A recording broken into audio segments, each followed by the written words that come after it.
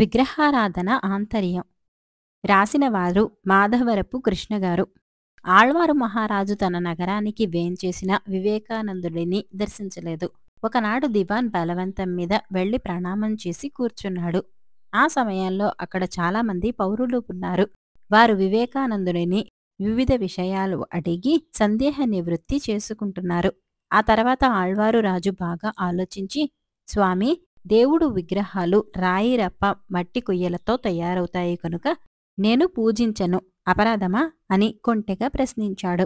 వివేకానందుడు మహారాజు ఆంతర్యం గ్రహించాడు. అతడికి తగిన గుణపాఠం నేర్పాలి అనుకున్నాడు. అందుకే కోటలోని ఆళ్వారు రాజు చిత్రపటాన్ని రప్పించి నేల మీద పెట్టించాడు. స్వామి చర్య అర్థం కాక అక్కడున్న 50 మంది వింతగా చూశారు. వివేకానందుడు రాజు చిత్రపటంపై దివాన్ని ఉమ్మివేయమన్నాడు. దివాన్ భయంతో వణికిపోయాడు. భయపడద్దు, ఇది ఒట్టి కాగితమే కదా, మీ ప్రభువు కాదు, ఎవరైనా సరే వచ్చి ఉమ్మివేయండి అని వివేకానందుడు చెప్పాడు. స్వామి ధైర్యానికి మహారాజు ఆశ్చర్యచకితుడై దివాను వైపు చూశాడు.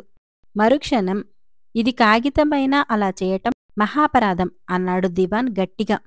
మహారాజా, రక్తమాంసాల్లేని చలనరహితమైన నీ కాగితం బొమ్మను ప్రజలు గౌరవించినట్టే భక్తులు కూడా తన ఇష్టదైవాన్ని వివిధ రూపాల్లో గాంచి పూజిస్తారు అని వివేకానందుడు చెప్పగానే కనువిప్పు కలిగిన ఆళ్వారు రాజు విగ్రహారాధన మొదలుపెట్టాడు.